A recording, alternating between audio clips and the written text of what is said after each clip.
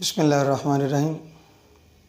معزز سامعین حاضرین، اس وقت میں آپ کے سامنے ایک ایسا سچا واقعہ پیش کرنے جا رہا ہوں جسے جھٹلانا اور جس کی حقانیت سے انکار کرنا کسی کے لیے بھی ممکن نہیں ہوگا۔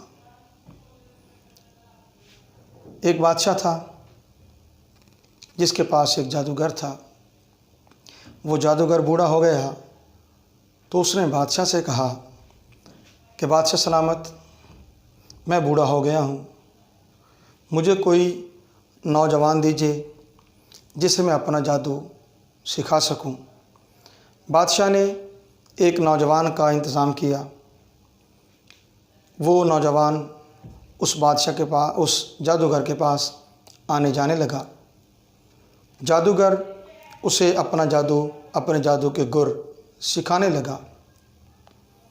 اس نوجوان کے راستے میں ایک راہب بھی رہتا تھا۔ وہ نوجوان اس راہب کے پاس بھی بیٹھنے لگا۔ اسے راہب کی باتیں بڑی پسند آتی اور اس کی کوشش ہوتی کہ زیادہ سے زیادہ وقت راہب کے پاس بیٹھا کرے۔ کبھی یہ بھی ہوتا کہ راہب کے پاس اسے دیر ہو جاتی اور پھر وہ جادوگر کے پاس پہنچتا تو جادوگر اسے مار پیٹ کرتا۔ ایک دن اس نوجوان نے، جو بھی جوانی کی دہلیز پر ہی تھا، اس راہب سے شکایت کی کہ جب مجھے تمہارے پاس بیٹھے ہوئے تاخیر ہو جاتی ہے اور پھر میں اس جادوگر کے پاس پہنچتا ہوں تو جادوگر مجھ پر ظلم کرتا ہے، مجھے مارتا پیٹتا ہے۔ اس راہب نے اس نوجوان سے کہا کہ تم ایسے کرو، جب گھر سے چلو میرے پاس تاخیر ہو جائے تو جادوگر سے کہہ دیا کرو کہ گھر والوں نے روک رکھا تھا، اور جب کبھی میرے پاس بیٹھے بیٹھے گھر تاخیر سے پہنچو تو پھر گھر والوں سے کہہ دیا کرو کہ مجھے جادوگر نے روک رکھا تھا۔ یوں ہی سلسلہ چلتا رہا۔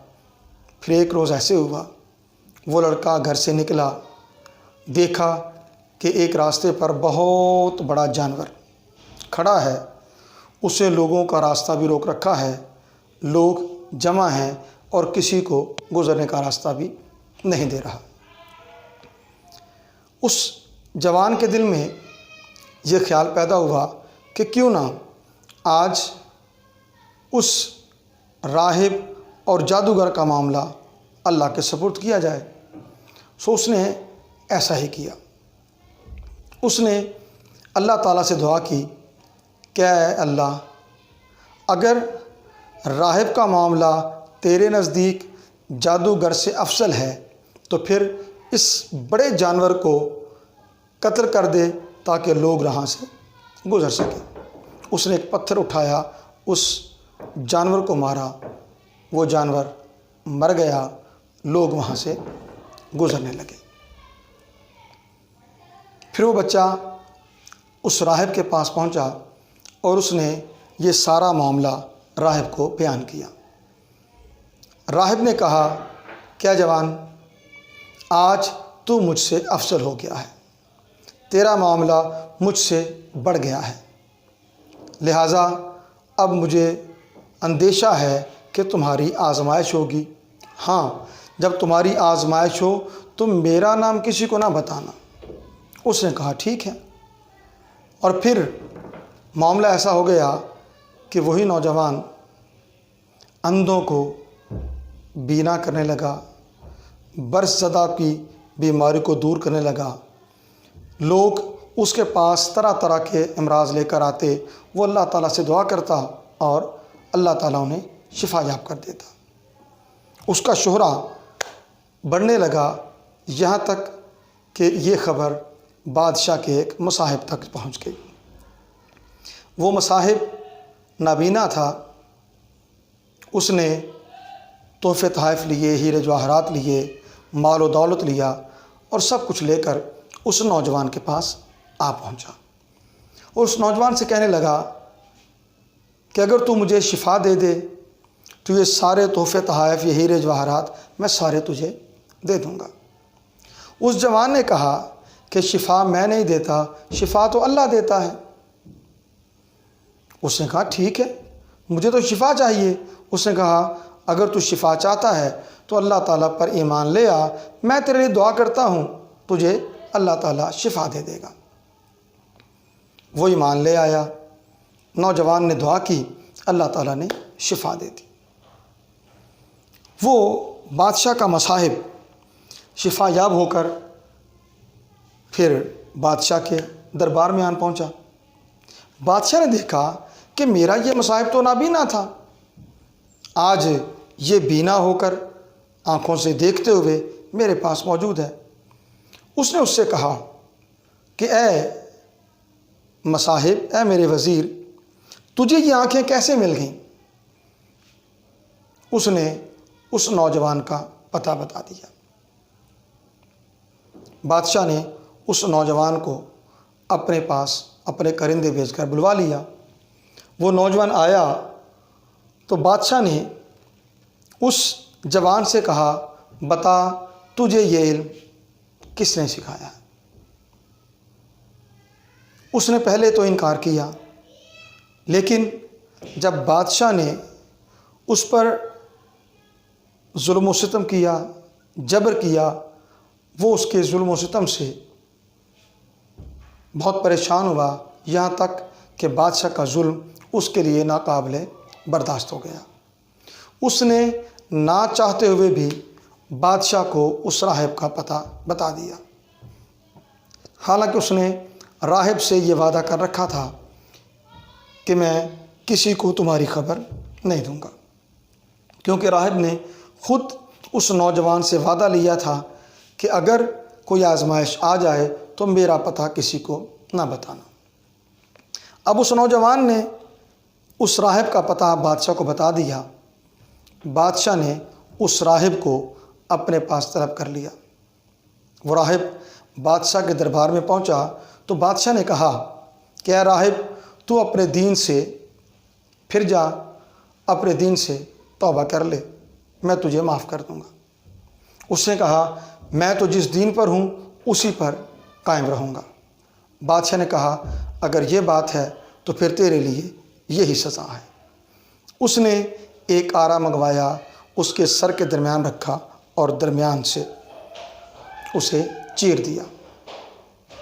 راہب کا تن 2 حصوں میں بٹ گیا۔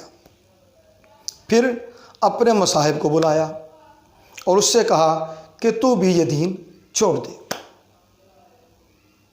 مصاحب نے بھی دین چھوڑنے سے انکار کیا۔ چنانچہ بادشاہ نے اس کے ساتھ بھی وہی سلوک کیا جو راہب کے ساتھ کیا تھا، اور راہب کے بھی سر پہ آرا رکھا اور 2 حصوں میں اسے چیر دیا۔ اب باری تھی اسی نوجوان کی۔ بادشاہ نوجوان سے مخاطب ہوا اور اس سے کہنے لگا کہ تو اپنا دین چھوڑ دے۔ اس نوجوان نے کہا کہ میں تو دین چھوڑنے والا نہیں۔ اب بادشاہ کے ذہن میں ایک اور خیال آیا۔ اس نے کہا ممکن ہے میری ترکیب سے یہ نوجوان اپنا دین چھوڑنے پر راضی ہو جائے۔ اس نے اپنے کارندوں کو بلایا، اس نوجوان کو ان کے حوالے کیا اور کہنے لگا کہ اسے فلاں پہاڑ کی چوٹی پر لے جاؤ اور وہاں جا کر اس سے پوچھو، اگر تو یہ اپنے دین کو چھوڑنے پر آمادہ ہو جائے تو ٹھیک، اور اگر یہ اس پر آمادہ نہیں ہوتا تو اسے وہاں سے دھکا دے کر نیچے پھینک دینا۔ مصاحب کرندے اس نوجوان کو اپنے ساتھ لے گئے، اس پہاڑ پر پہنچے، اس کی پہاڑ کی چوٹی پر پہنچ گئے۔ جب انہوں نے اس نوجوان سے دین چھوڑنے کی بات کہی تو اس نوجوان نے اللہ تعالیٰ سے دعا کی، اے باری تعالیٰ تو میرے لیے کافی ہو جا۔ اللہ تعالیٰ اس کی مدد کو پہنچا، پہاڑ لرزا، وہ بادشاہ کے کرندے گرے اور نیچے لڑک گئے، اور وہ نوجوان واپس پلٹ کر بادشاہ کے دربار میں آ گیا۔ بادشاہ نے کہا میرے ان کرندوں کو کیا ہوا؟ اس نے ساری بات بتا دی کہ وہ مجھے لکانا چاہتے تھے، میں نے اللہ تعالیٰ سے دعا کی کہ اے باری تعالیٰ تو میرے لیے کافی ہو جا۔ اللہ تعالیٰ نے مجھے بچا لیا اور وہ ہلاک ہو گئے۔ اس نے کہا اچھا یہ بات ہے۔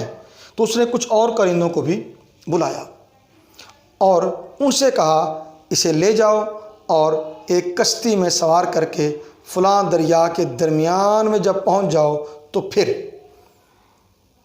اسے دین چھوڑنے کا کہنا، اگر دین سے یہ تائب ہو جائے، اپنے دین کو چھوڑ دے تو واپس لے آنا، ورنہ اسی دریا میں اس کو پھینک دینا۔ ایسا کیا گیا۔ جب بیچ دریا میں پہنچے، بادشاہ کے کرندے چاہتے تھے کہ اس نوجوان کو دریا میں پھینکیں۔ اس نوجوان نے پھر اللہ تعالیٰ سے دعا کی، اے اللہ تو میرے لیے ان کے خلاف کافی ہو جا۔ اللہ تعالیٰ کی مدد پہنچی، کشتی الٹ گئی، سارے کرندے دریا میں غرق ہو گئے اور یہ نوجوان پھر بادشاہ کے دربار میں جان پہنچا۔ بادشاہ نے پھر معاملہ پوچھا تو جواب دیا کہ میں نے اللہ تعالیٰ سے دعا کی، اللہ تعالیٰ نے میری مدد کی، وہ لوگ ہلاک ہو گئے اور میں تیرے پاس موجود ہوں۔ بادشاہ نے پھر نوجوان سے مخاطب ہو کے کہا کہ تجھ سے کیسے جان چھوٹ سکتی ہے۔ اس نوجوان نے بادشاہ کے ارادے کو بھانپ لیا اور پھر حق کو آزمانے کی طرف آگے بڑھا۔ سچا تھا۔ اس نے کہا اے بادشاہ سلامت، تو مجھے ہرگز قتل نہیں کر سکے گا جب تک میرے کہے گئے طریقے پر عمل نہ کرے۔ بادشاہ نے کہا وہ کیا ہے؟ اس نوجوان نے کہا کہ تو ایک بہت بڑا مجمع اکٹھا کر، لوگوں کو بلا، جب لوگ جمع ہو جائیں مجھے لکڑی کی سولی پر چڑھا دے، میرے ترکش سے تیر نکال کر اسے کمان میں لگا کے پھر مجھ پر چلا دینا، یہ کہتے ہوئے بسم اللہ رب الغلام، یعنی اللہ کے نام سے جو اس نوجوان کا رب ہے۔ بادشاہ نے ایسا ہی کیا، لوگوں کو جمع کیا، نوجوان کو سولی لگایا، اس کے ترکش سے ایک تیر نکالا، کمان پہ چڑھا کے کھینچ کر اس تیر کو اس نوجوان کی طرف چھوڑ دیا۔ تیر نوجوان کی کن پٹی پہ لگا، اس نے اپنا سر اپنی کن پٹی پہ رکھا اور اللہ تعالیٰ کو پیارا ہو گیا۔ وہ نوجوان تو دنیا سے رخصت ہو گیا، لیکن وہ مجمع جو یہ سارا منظر دیکھ رہا تھا وہ سب کے سب ایمان لے آئے، سب نے اس نوجوان کے رب پر ایمان کو قبول کر لیا۔ بادشاہ تک خبر پہنچی، بادشاہ پریشان ہوا، اس نے کہا اچھا ان سے کہو کہ وہ اپنا دین چھوڑ دیں، اگر وہ اپنا دین چھوڑنے پر نہیں آتے تو پھر سڑک کے کنارے خندق کھودو، اس میں آگ جلاؤ اور ان لوگوں کو اس میں پھینکتے جاؤ۔ سڑک کنارے خندق کھودی گئی، اس میں آگ جلائی گئی۔ جب آگ کے الاؤ بھڑکنے لگے، ان لوگوں کو جنہوں نے اللہ پر ایمان کو قبول کیا تھا انہیں لایا گیا اور کوشش کی گئی کہ وہ اپنے دین سے پھر جائیں، مگر ایسا نہ ہوا۔ سو ایک ایک کر کے بادشاہ کے کرندے ان لوگوں کو اس آگ میں، ان خندقوں میں پھینکتے رہے، یہاں تک کہ ایک خاتون کو لایا گیا جس کی گود میں ایک دودھ پیتا بچہ تھا۔ خندق کے کنارے پہنچ کر خندق میں کودنے سے، خندق میں چھلانگ لگانے سے وہ ہچکچائی تو وہ بچہ بول اٹھا، وہ کہنے لگا اے امی جان خوف زدہ نہ ہوں، آپ حق پر ہیں۔ چنانچہ اس خاتون نے بھی اس آگ میں چھلانگ لگا دی۔ واقعہ اپنے انجام کو پہنچا۔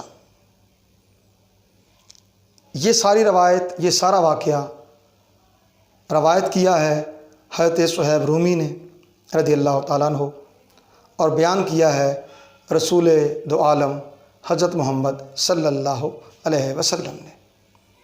اور اس واقعہ کو اپنی حدیث کی کتاب صحیح مسلم میں امام مسلم روایت کرنے والے ہیں۔ اس واقعے سے ہمیں یہ سبق ملتا ہے کہ اگر ہم مشکلات و مصائب پر صبر کریں، ثابت قدم رہیں، تو اللہ تعالیٰ کی مدد ضرور شامل حال ہوتی ہے، اور وہی صبر کرنے والوں کے ساتھ ہیں۔ سو ہر حال میں اللہ تعالیٰ سے صبر مانگا جائے، اس کی بندگی کی جائے، اللہ تعالیٰ کی رحمت شامل حال رہے گی، اور ہر مشکل میں آسانی دینا اللہ کا کام ہے، اور وہ آسانیاں دیتا رہے گا۔ اور اس میں یہ بات بھی خاص طور پہ جاننے والی ہے، اس بچے کو اللہ تعالیٰ کی ذات پر کامل ایمان کی کیفیت حاصل تھی، لہٰذا قدم قدم پر وہ اللہ تعالیٰ سے مدد کا سوال کرتا، اللہ کی مدد پہنچتی۔ اور جب اس نے خود کو سولی چڑھا کر تیر مارنے کا مشورہ بادشاہ کو دیا، تو یہاں بھی اس کے اخلاص کی نوعیت یہ تھی کہ میں تو چلا جاؤں، مگر میرے اس عمل سے، میری اس موت سے جہاں کے بہت سے لوگ اللہ پر ایمان لانے والے ہو جائیں، اور ایسا ہی ہوا۔ قرآن کریم میں ہے وَاسْتَعِینُوا بِالصَّبْرِ وَالصَّلَاةِ، صبر اور نماز سے مدد طلب کرو۔ اللہ تعالیٰ ہمارا حامی و ناصر ہو۔ والسلام علیکم ورحمۃ اللہ وبرکاتہ۔